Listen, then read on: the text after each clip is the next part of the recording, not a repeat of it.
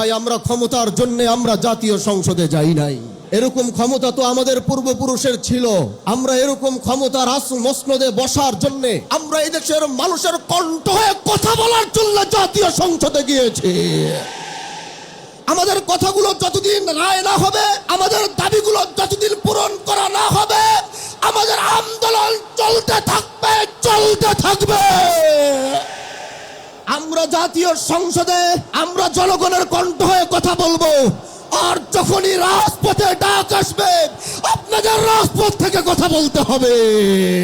জনগণের ম্যান্ডেটের বাইরে গিয়ে অন্য কিছু করার কোনো সুযোগ কারো হবে না। আসসালামু আলাইকুম ওয়া রাহমাতুল্লাহি ওয়া বারাকাতুহু। ইন্নাল হামদালিল্লাহ ওয়াস সালাতু ওয়াস সালামু আলা রাসূলিহিল কারীম ওয়া আলা আলিহি ওয়া আসহাবিহি আজমাইন।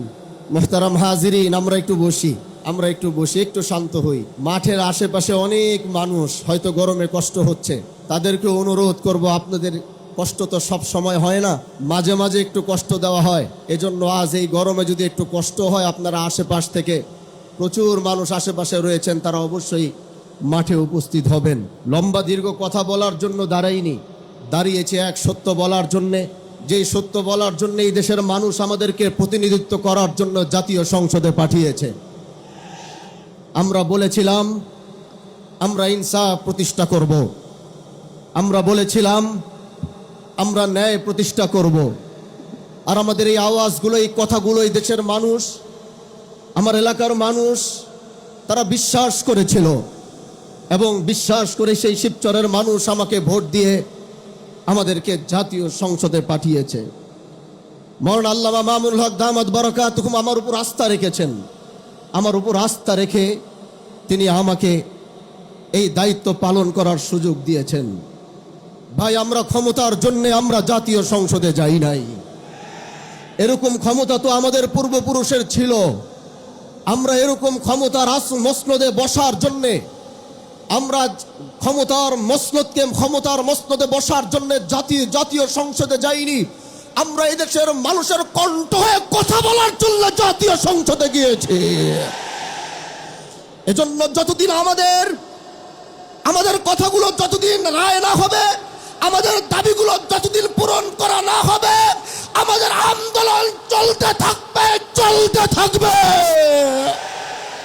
প্রিয় ভাইরা আমার, এদেশের মানুষ 70% মানুষ গণভোটের পক্ষে রায় দিয়েছে।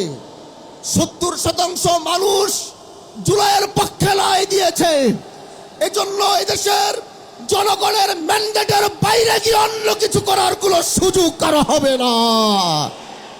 প্রিয় ভাইরা আমার, আমরা সরকার পতনের আন্দোলনে নামি নাই।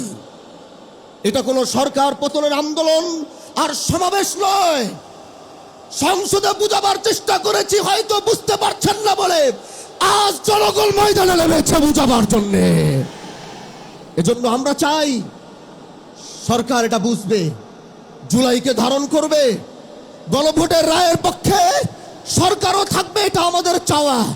এজন্য আগামীর বাংলাদেশে আমরা জুলাইকে মাইনাস করে আমরা কিচ্ছু করতে পারবো না। প্রিয় ভাইরা আমার, এই ময়দান থেকে এটাই বলতে চাই, আমরা জাতীয় সংসদে আমরা জনগণের কণ্ঠ হয়ে কথা বলবো। আর যখনই রাজপথে ডাক আসবে, আপনাদের রাজপথ থেকে কথা বলতে হবে। আল্লাহ পাক আমাদেরকে কবুল করুক। নাসরুম মিনাল্লাহি ওয়া ফাতহুন করিব ওয়া বাশশিরিল মুমিনিন। আসসালামু আলাইকুম ওয়া রাহমাতুল্লাহি ওয়া বারাকাতুহু। সংগ্রামী তৌহিদি অনুষ্ঠানের উপস্থিত সম্মানিত বিরোধী দলীয় নেতা ডাক্তার শফিকুর রহমান, উপস্থিত কর্নেল অলি আহমেদ, আমাদের গণ অভ্যুত্থানের সিপাহসালার নাহিদ ইসলাম সহ সকল ধরনের নেতৃবৃন্দ এবং প্রাণপ্রিয় তৌহিদি জনতা, আপনাদের সবাইকে জানাই সংগ্রামী সালাম ও শুভেচ্ছা। আজকে এই সমাবেশের দাবি অত্যন্ত সিম্পল, গণভোটের রায় বাস্তবায়ন চাই। আপনারা জানেন 1970 সালে একটা নির্বাচন হয়েছিল, সেটাও জনগণের রায় ছিল, কিন্তু সেই রায় তৎকালীন ইয়াহিয়া সরকার, ওই পাকিস্তানি সামরিক জান্তা রায় বাস্তবায়ন করতে দেয় নাই। রায় বাস্তবায়ন হলে পুরো পাকিস্তানের নেতৃত্ব আসতো আমাদের এই বাংলাদেশের জনগণের হাতে। সেই জনরায়কে প্রত্যাখ্যান করা হয়েছে ক্ষমতার জোরে। আশ্চর্য হয়ে যাচ্ছি আমরা, 55 বছর পরে এসে বাংলাদেশের এমন এক দলের উপরে আবার পাকিস্তানি জান্তা ভর করেছে যারা আমাদের গণভোটের রায়কে বাস্তবায়ন করতে দিতে চায় না। আপনারা আবার পাকিস্তানি দিকে ফিরে যাচ্ছেন, আপনারা আবার এই আহিয়ার রাস্তায় হাঁটছেন, আর দোষ দিচ্ছেন আমাদেরকে, দোষ দিচ্ছেন বিরোধী দলকে। আমরা দেখেছি যেই ক্ষমতায় যায় সেই ক্ষমতায় গিয়ে তার অতীত ভুলে যায়।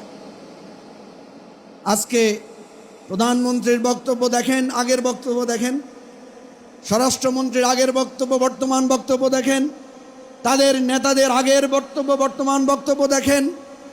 ওই গ্রামে গঞ্জে ছাত্রদল যুবদলের ছোটখাটো নেতাদেরও আগের আচরণ বর্তমান আচরণ দেখেন, কোনো মিল আছে? যাদের আগের কথা আর পরের কথার মিল থাকে না, এরা কোনোদিন জনগণের আশা আকাঙ্ক্ষার পরিবর্তন করতে পারে না। আমাদের স্পষ্ট দাবি, জনগণ স্পষ্ট করে গণভোটে বলেছে, আপনারা দেখবেন, খুঁজলে এখনো গুগলে সার্চ করলে পাবেন, আমাদের গণভোটের যেই ব্যালট ছিল, ব্যালটের সামনে লেখা আছে আপনি কি জুলাই বাস্তবায়ন আদেশের সাথে একমত, এবং নিম্নোক্ত 4টি বিষয়ে আপনার মতামত হ্যাঁ অথবা না জানান। তাহলে জুলাই বাস্তবায়ন আদেশের পক্ষে মানুষ রায় দিয়েছে না? সংবিধান উপরে না গণভোট উপরে? সংবিধান বদলানোর জন্য আমরা কি করি? সংবিধান বদলানোর জন্য আমরা গণভোট করি। গণভোটের রায় হচ্ছে চূড়ান্ত রায়।